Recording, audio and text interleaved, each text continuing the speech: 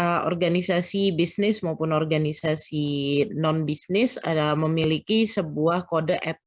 Nah, etik itu apa sih? Etik itu adalah sorry, nih saya ke atasin dulu. Kita ngomongin etik dan moral, kenapa? Karena segala sesuatu yang dijalankan tanpa etika itu tidak akan bertahan lama. Mungkin beberapa minggu lalu saya sempat menunjukkan contoh dari organisasi Johnson & Johnson bahwa dia menjalankan bisnisnya dengan etika kan. Dia bertanggung jawab terhadap konsumen, ya ini dokter, nurse, orang tua, yang mengkonsumsi ini mereka, dia juga bertanggung jawab terhadap suppliernya, dia harus menjamin suppliernya juga untung, dia tidak menekan supplier, dia juga harus melakukan investasi mesin supaya produk tetap laku, dan dia juga menginvest karyawannya dengan menggarisbawahi bahwa bisnis memang harus menguntungkan agar dia juga tetap bisa bertanggung jawab ke semuanya. Jadi no wonder perusahaan seperti Johnson & Johnson bisa bertahan cukup lama. Dan kalau misalnya kita lihat di Indonesia, Bank BRI bertahan lebih dari 100 tahun, yang mana sebenarnya kalau kita lihat dari tinjauan etika, Bank BRI memang menjalankan apa yang disebut dengan fungsi intermediary dari bank dengan baik. Karena apa? Karena Bank BRI sebenarnya dia lawannya itu bukan bank-bank, tapi lawannya BRI adalah renten atau rentenir. Jadi rentenir itu kalau misalnya dihitung secara bunganya itu bisa 100% per bulan. Sementara BRI bisa menawarkan 20% per tahun. Dan tentunya ya 100% per bulan dan 20% per tahun itu masih lebih ramah BRI gitu. Walaupun sebenarnya bank nasional lain di bawah BRI, tapi BRI memang ongkos untuk bergerilya menemukan konsumennya itu tadi ya ada gitu. Sehingga dia bunganya lebih mahal dan masuk akal. Tapi dengan memang cerminan etika Bank BRI itu, no wonder dia bisa hidup dalam waktu yang lebih lama. Nah, ini adalah moral management, ethic training. Saya mungkin nggak akan lama-lama ya di sini. Bedanya etik terkait dengan hukum dan nilai is laws and values as influence on ethical behavior. Legal behavior is not necessarily ethical behavior. Maksudnya apa? Secara hukum, perilaku hukum tidak berarti perilaku yang etis. Nah, ini paling asik nih ngomentarin yang lagi hot sekarang kan, gitu kan. Jadi kalau lo udah dilamar, apakah lo bisa menuntut secara hukum? Enggak, hukum Indonesia memang selama belum ada hitam di atas putih, perempuan Indonesia tuh lemah. Jadi memang harus secara hukum dilindungin gitu. Ya, saya nggak mau bilang negara lain, tapi negara lain aja hidup bersama itu sudah punya ikatan hukum yang jelas. Gitu. Nangkap nggak maksud saya? Jadi perilaku ethical behavior quote unquote dalam artian melindungi perempuan ya tidak terjadi di Indonesia dalam artian ketika lo sudah dilamar lo berarti nggak ini hukum gitu belum bounded gitu. Tahu ya maksud saya ini yang mana? Jelas nggak ceritanya ya? Jelas nggak apa yang saya omongkan? Iya, Bu. Jelas. Yang saya maksud jelas nggak? Itu loh, anak presiden. Kan katanya dia sudah ngomong ke orang tuanya untuk ngelamar gitu kan, tapi ternyata di ghosting dan dia pindah ke orang lain gitu kan. Ya, dan dianggur-anggurin selama 5 tahun gitu kan, dan itu membuat pihak perempuan merasa ya Allah gitu. Tapi dari pihak hukum sementara jawabannya adalah tidak. Jadi secara hukum ya Indonesia ya untuk digantung kayak gitu ya nasib lah. Nah, masuk kedua, personal values help determine individual ethical behavior. Jadi nilai-nilai personal itu menentukan dari individual ethical behavior-nya sendiri. Misalnya seperti apa? Oke, saya orangnya nih kemarin saya bekerja dengan seseorang yang menurut saya sangat etis banget. Dia diajakin ikut proyek gitu kan sama World Bank gitu. Yang ngajakin itu adalah juniornya yang lebih muda banget gitu, tapi memang udah punya pengalaman. Tapi tidak berada dalam satu departemen. Nah, Besoknya dia diajakin sama teman sedepartemennya untuk proyek yang sama. Saya bilang ini dosen emang jago lah, paling jago gitu dalam bidangnya dia. Tapi dia bilang, ya gimana, ibarat ini kayak akad ya Naya gitu. Ya terpaksa, bukan terpaksa sih. Ya dia sudah datang duluan dan aku sudah bilang iya. Dan berarti ya maaf yang datang belakangan, aku sudah bilang iya. That's a personal value, individual ethical behavior, personal value-nya dia menentukan individual ethical behavior, bahwa ketika gue sudah punya akad dengan seseorang, nggak mungkin gue tinggalin dan gue berpindah ke orang lain. That's ethics. Ya, jadi kurang lebih seperti itu. Ethics terkait dari individual view, justice view, utilitarian view, dan moral right.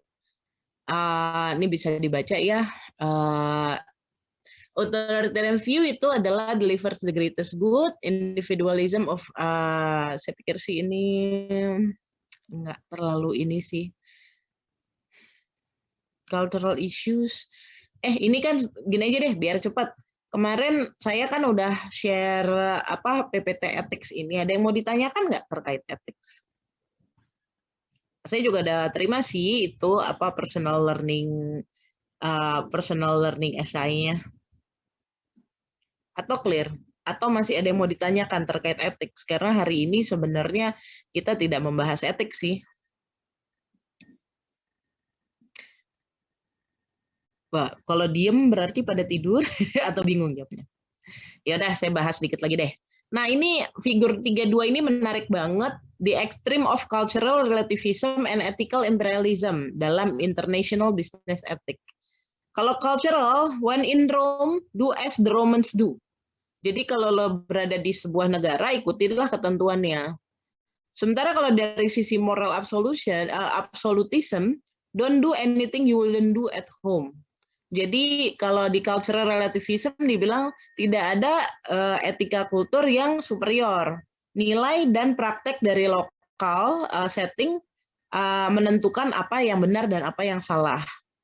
Nah, sementara kalau moral absolutism, certain above absolute truth apply everywhere. Universal value transcend culture in determining what is right and wrong.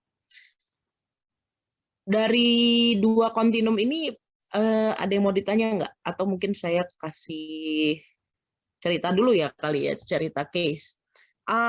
Paling gampang nih classical case dari kondisi seperti ini adalah ketika Daimler itu pembuat Mercedes-Benz ya, Jerman gitu, nikah sama bukan perusahaannya nikah maksudnya, merger dengan perusahaan Chrysler, perusahaan yang berbasis Amerika. Nah, orang Jerman karakteristiknya adalah maafkan ada background suara. Orang Jerman lebih blunt, lebih apa adanya, sementara orang Amerika lebih basa-basi. Orang Jerman work ethic-nya itu sangat straight to the point, kerja adalah kerja, main adalah main, sementara Amerika itu lebih oke, lo bisa aja kerja sambil main-main. Nangkep ya perbedaannya. Nah, ketika dua budaya ini masuk jadi satu, ternyata yang terkesan receh gitu itu membuat ya mereka tidak bisa mingle dan tidak bisa terjadi sebuah sinergi. Karena memang sudut pandangnya adalah gue yang paling benar, dua-duanya paling benar karena masalah budaya cultural relativism ini gitu. Dan akhirnya yang terjadi adalah ya Daimler Chrysler setelah menikah akhirnya bubar. Kira-kira jelas nggak masalah cultural relativism ini? Perbedaan kenapa? Dari saya dan Kenapa sayang? dari saya Jelas ya. Jadi ya sih saya ngomong sama orang kimia ya, walaupun tapi saya mencoba menjelaskan sebisa mungkin deh. Ya kalau misalnya jelas, alhamdulillah kita lanjut. Nah, ethical dilemma di tempat kerja biasanya ketika pilihan memiliki potensial atau personal organizational benefit yang bisa jadi yang ethical. Misalnya apa? Diskriminasi. Diskriminasi maksudnya apa sih? Diskriminasi Misalnya nih di Indonesia pernah kejadian bahwa orang yang mengalami cacat fisik, dia mantan atlet dan lain-lain tidak bisa jadi PNS. Walaupun dia secara otak, secara kapasitas bisa. Jadi ketika dia bilang, oh oke, gue udah diterima secara TPA bagus dan lain-lain, tapi gue pakai kursi roda.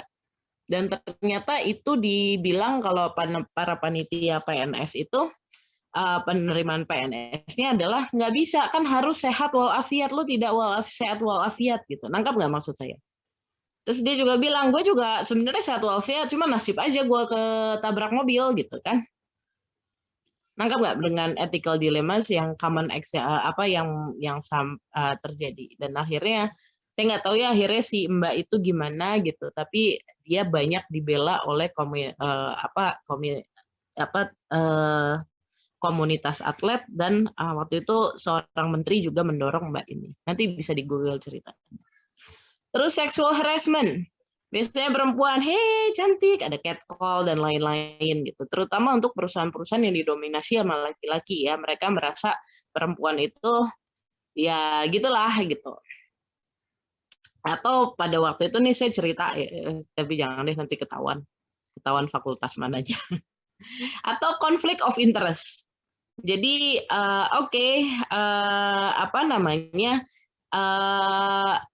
misalnya nih anak pejabat atau anak presiden punya bisnis gitu kan terkait dengan investor luar negeri. Apakah investor itu mau menanam modalnya karena bisnisnya itu bagus?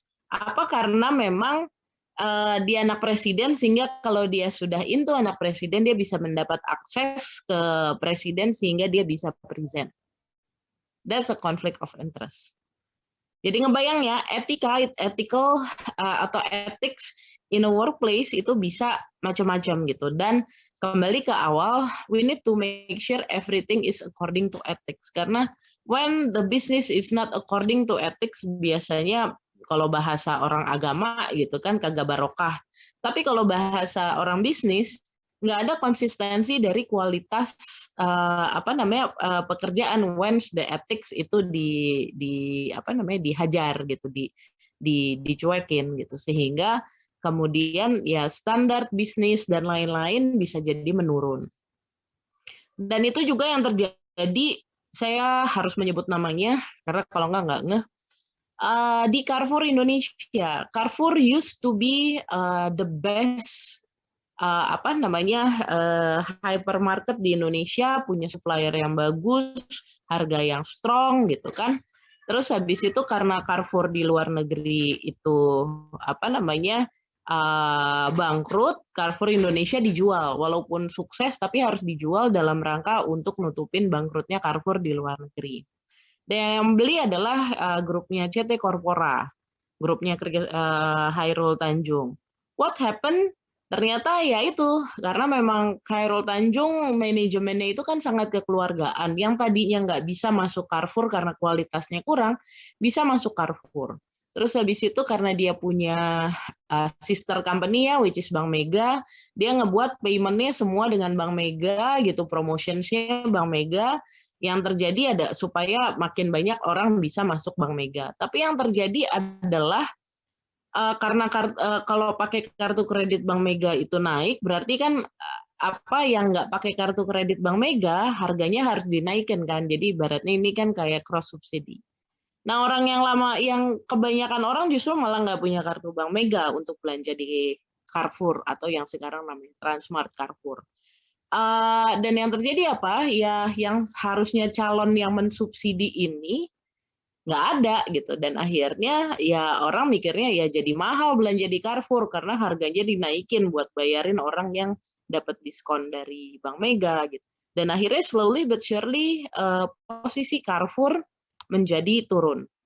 Dan sekarang kalau kita lihat yang leading untuk hypermarket adalah si Lotte Mart gitu kan.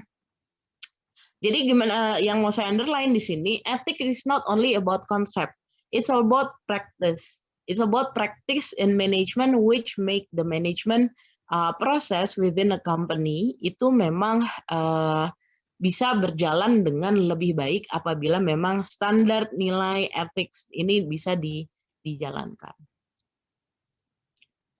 Nah, ini quick check bagaimana dealing ethical dilemma, bisa dibaca. Nah, ethics di workplace itu mesti dilihat situation-nya gimana, organizations-nya gimana, environment-nya gimana, person-nya gimana. Jadi nggak bisa dilihat orang per orang. Jadi mesti dilihat whole rounded 360 degrees. Jadi apa namanya, this is an ethical framework. Nah, terkait dengan moral development,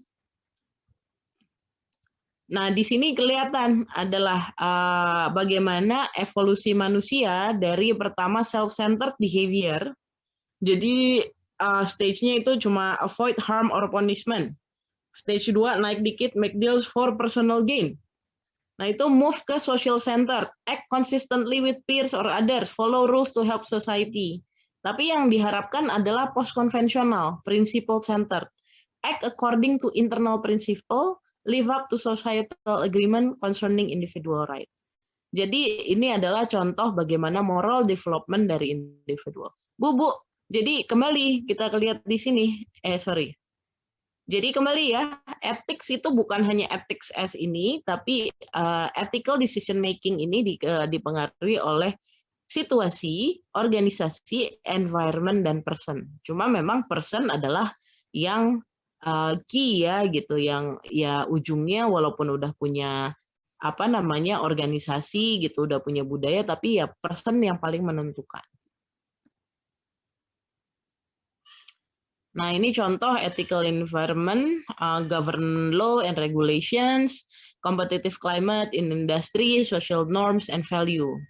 Nah, ini misalnya ethics in a workplace, ada company sekarang yang walaupun peraturan pemerintah hanya memberikan 3 bulan cuti melahirkan untuk karyawannya, ada satu perusahaan yang justru memberikan lebih dari itu, 6 bulan, dan ini perusahaan asli Indonesia. Ketika ditanya kenapa dia melakukan itu, dia simpel jawab, lah kenapa cuti 3 bulan, wong ASI eksklusif itu 6 bulan, kalau punya karyawan gue berarti nanti anaknya kagak pinter dong gitu. Itu ngebayang nggak? Yang punya perusahaan standar etikanya seperti apa? Walaupun government hanya minta 3 bulan, tapi dia willing untuk memberikan cuti sampai 6 bulan. Clear ya? Oke, moral management, manager behave on 1-3 ways. Choose to behave unethically, fails to consider ethics, and makes ethical behavior as personal goal. Jadi mau yang mana, immoral, amoral, or moral. Oke. Maintaining high ethical standards. Expose misdeeds for others to preserve ethical standard, protect against wasteful, harmful, or illegal acts. Ini terjadi nih di salah satu BUMD. Saya nggak mau jemput gitu. Kenapa dia melakukan whistleblower? Karena ternyata di perusahaan BUMD itu kan mirip sama pegawai negeri ya gitu, di mana nilai-nilai value keluarga itu dihargai. Jadi ketika lo selingkuh itu bisa dianggap sebagai sebuah construct conditions di mana lo aja nggak bisa manage keluarga lo dan nggak loyal sama keluarga lo. How come we could rely on you and your loyalty to the company? Jadi ketika si direkturnya ini berselingkuh dengan sekretarisnya, terus orang-orang kan diem gitu, mengingat si direktur ini juga megang keuangan dan gaji gitu. Lo ketahuan nanti, jangan-jangan nanti lo yang dipecat gitu, dan gaji lo dihilangin, lo dihukum dan lain-lain. Ada kebimbangan dari karyawan terkait dengan ethics ini, padahal itu sudah jelas. Gitu. But yang terjadi akhirnya ada mekanisme whistleblower, untungnya, dan video si direktur dan si sekretarisnya ini yang sedang berduaan di sebuah restoran fast food mampir ke si direktur utama. Si direktur utamanya langsung ngamuk. Terus dia bilang, how come aku nggak tahu gitu. ini kejadian. Iya, iya Pak, ini udah lama gitu kata dia. Kata karyawan setelah dilampirin, dikasih unjuk. Kenapa saya nggak tahu? Kita takut Pak gitu. Terus tapi ini apa namanya? Tapi ini memang against, dan akhirnya si direktur yang tadinya ditakuti dan selingkuh itu akhirnya ya kelempar dan tidak menjadi direktur lagi. Jadi yang mau saya underline di sini adalah untungnya ada mekanisme whistleblower di mana segala informasi terkait dengan misdeeds dan lain-lain bisa dimasukkan ke sana tanpa harus mengungkapkan siapa yang melapor gitu. Tapi hukum yang memproteksi whistleblowers itu vary, tergantung kondisinya. Ada yang sangat menjaga, ada yang merasa jangan-jangan whistleblower itu adalah pelaku juga supaya dia nggak dituntut gitu. Kebayang ya? Nah, barriers whistleblowing tadi saya bilang strict chain of command, strong work group identities, and ambiguous priorities. Ini contoh ininya. Nah, figur 34 ini penting karena when we talk about stakeholders organisasi, misalnya business firm, itu banyak stakeholder itu adalah maksudnya pemangku kepentingan. Ada pemilik tentunya gitu. Pemilik itu adalah stockholders-nya, pemilik saham. Karyawan, government, edukasi, institusi pendidikan, future generation, legal, public interest group, kompetitor, buruh, serikat buruh, konsumen dan supplier gitu. Jadi ngebayangin bisnis firm itu harus deal dengan many stakeholders ini, dan ethics tentunya bisa terjadi di dalam hubungan antar mereka. Nah, terkait ethics ada yang namanya social responsibility. Look at ethical issues on organization level, obligate organization to act ways that serve both interest and interest in the society. Nah, di sini ada triple bottom line, 3 Ps, organizational performance, supposed to deals with profit, people, and planet. Jadi performa organisasi ini, saya pakai annotate dulu, saya belum pakai annotate ternyata. Harus menguntungkan, bersahabat dengan manusia, dan ibaratnya bertanggung jawab juga dengan planet. But most of the company belum banyak yang pakai sudut pandang ini, apalagi konsumen di Indonesia ya gitu. Kalau kita lihat, kita kan memang blessing in disguise gitu. Kalau kita lihat ya dulu lumpur lapindo, ancur-ancuran gitu kan.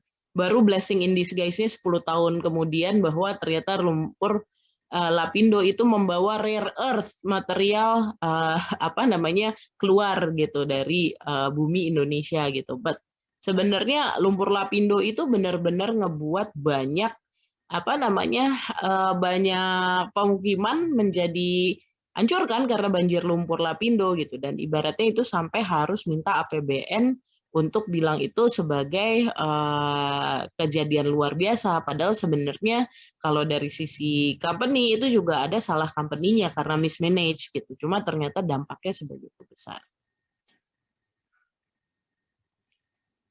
Oke. Nah, ini social responsibility. Udah. Jadi kalau kita kembali ke sini, ini ada 4 strategy for social responsibility. Ini perlu dilihat. Ini slide penting juga di ini ya. CSR itu ada strateginya, ada level proaktif, take leadership gitu kan. Ada akomodatif, ada defensif, dan ada obstructionist. Jadi yang paling rendah obstructionist hanya meet economic responsibility, meet economic and legal, meet economic, legal, and ethical responsibility, meet economic, legal, ethical, and discretionary responsibilities. Jadi ngebayang kita harus lihat nanti company-nya memang levelnya di mana. Bu, kalau kita dapat company yang tidak etis gimana? Pertanyaan pertama bukan kenapa kita dapat. Why don't you check the company first before you apply? Terus Bu, ya saya nggak kelihatan, ya kembali itu pilihan mau seperti apa, and that's your life gitu. Tapi pastikan kalau keluar you fulfill your ini dulu ya. Ibaratnya kalau kerja tapi harus ada tanggungan, bukan berarti harus langsung ditinggal, tanggungan nggak diurus. Tanggungan tetap tanggungan yang harus dipertanggungjawabkan. Oke. Kita masuk chapter 4. Beyond ethics, karena ini tadi sudah dibahas di bagian ethics terkait external environment and organizational culture. External environment itu ada economic, legal, political, social, cultural, technology, and natural environment conditions. Nah, environment itu membuat value creations yang terkait juga, tapi di satu sisi juga ada uncertainty, complexity, dan change terkait environment ini. Environment juga terkait dengan proses inovasi, terkait juga dengan disruptive innovation dan teknologi gitu kan. Ya kita lihat industri 4.0 membuat apa sih dampaknya gitu kan. Iya sih, kita industri 4.0 lebih efisien sehingga seharusnya lebih ini dengan machine learning dan lain-lain gitu.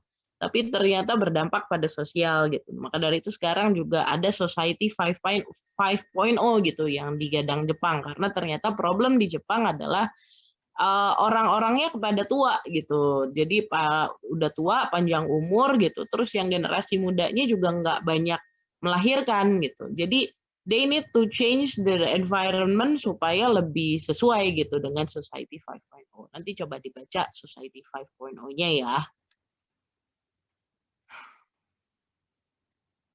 The general environment ini ada economic, socio-cultural, teknologi, ini bisa dilihat. Health of the economy, legal, political, philosophy, objective, political party, norms. Aduh, sebenarnya ya aku kurang suka deh pendekatan aku ngamen kayak gini dengan target. Gimana kalau kita ganti lagi deh pendekatannya. Soalnya juga udah jadi jam 4 lewat. Gimana kalau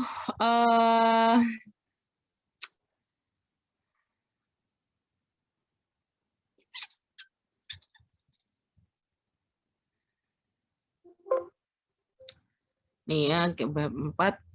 Gimana kalau saya mungkin ganti. Halo, apakah saya masih terdengar? Masih, Bu. Bu. Masih. Oke. Ini untuk beberapa bab ke depan, karena kan kita pinginnya lebih simpel ya teman-teman, baca PPT-nya, baca bukunya, dan personal learning-nya bukan hanya rangkum, tapi what's next, apa yang mau teman-teman tanyakan. Jadi personal learning-nya juga powerful. Jadi saya akan ngasih teman-teman di sini bacaan. Jadi minggu depan kita teman-teman kalau ada pertanyaan mengenai apa, itu yang ditaruh juga setelah personal reflektif, ditaruh di pertanyaan, jadi kita diskusi dari situ. Kayaknya lebih menarik, karena kalau saya ngamen gini, apa ya, nggak asik, sayanya juga nggak ngerasa asik untuk ngajarnya kayak gini, apalagi teman-teman gitu. Kayaknya kan nggak enak banget ya kalau misalnya kita hanya sekedar menggugurkan, padahal kan proses pembelajaran bukan hanya sekedar menggugurkan kewajiban. Kalau saya ajukan seperti itu gimana? Atau prefer saya ngajar aja kayak ngamen kayak gitu, kayak sebelum-sebelumnya? Kalau dari saya boleh, Bu, gitu aja. Yang bikin rangkum sendiri, terus nanti kita kumpulin pertanyaan-pertanyaan. Iya, tapi ini rangkumannya untuk chapter berikutnya ya. Iya, jadi pemahaman dari kita dulu ya, Bu. Betul sekali, pemahaman dari teman-teman, terus aku lihat gitu ininya, terus kita discuss. Kayak itu akan lebih hidup kelasnya. Ayo, gimana yuk?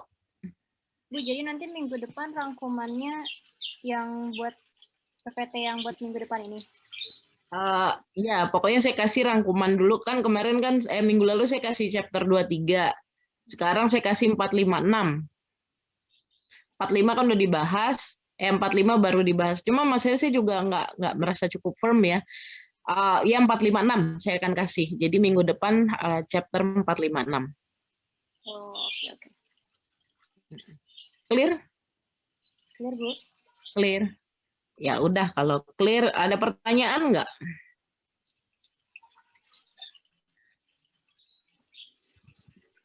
Untuk rangkumannya tuh gimana, Bu? Jadi kita benar-benar ngerangkum PPT-nya apa yang Rangkum PPT-nya, what is your learning? And then dia setelah, jadi sama kayak kemarin, apa learning-nya, terus apa pertanyaannya. Nah, saya akan melihat setiap pertanyaan teman-teman dan learning-nya untuk jadi bahan ngajar, dan saya akan masukin, justru malah saya akan masukin case study, itu kayaknya akan lebih hidup ya. Misalnya ini loh perusahaan kayak gini, ini loh organisasi kayak gini, ini loh contoh manajer yang sukses. Kita bandingin, ini tiga-tiganya sukses, tapi pendekatannya beda. Kenapa beda? Kayak gitu kan lebih asik ya.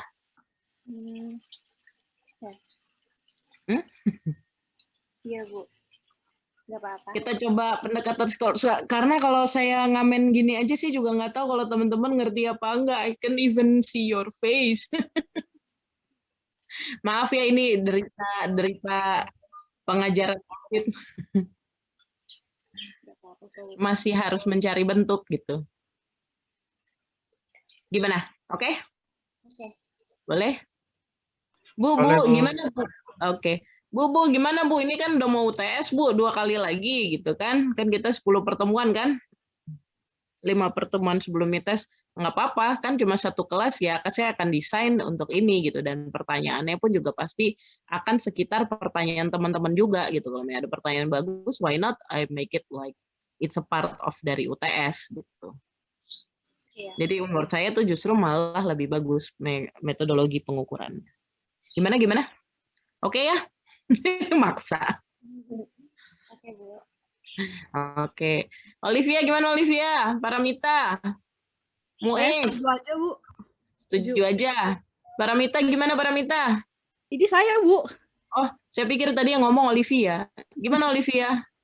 Setuju, Bu. Setuju. Muis? Setuju, Bu. Setuju. Afif? Boleh, Bu. Boleh. Muhammad Anugrah?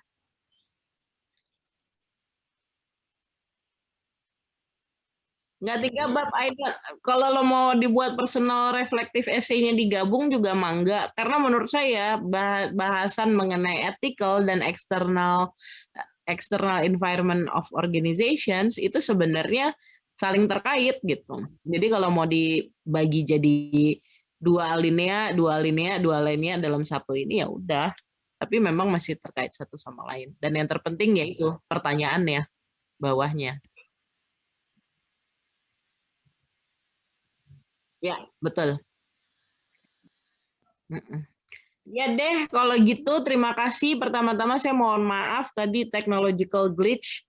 Ini saya nggak tahu apa memang nasib internet kalau tadi habis banyak dipakai suka naik turun. Ya tadi pagi saya banyak banget pakai ini dan komputernya juga harus tadi saya restart lagi supaya lebih cepat, dan ternyata memang benar harus di restart. Jadi see you next week, dan saya langsung kirim ke WhatsApp ya. Makasih ya. Makasih atas atensinya. Mudah-mudahan proses belajar kita lebih baik lagi sehingga ilmunya di sini bisa jadi lebih bermanfaat. Oke, saya izin pamit. Sampai bertemu minggu depan ya. Iya, Bu. Ya, Bu. Terima kasih, Bu. Oke, saya izin. Terima kasih, Bu. Makasih juga.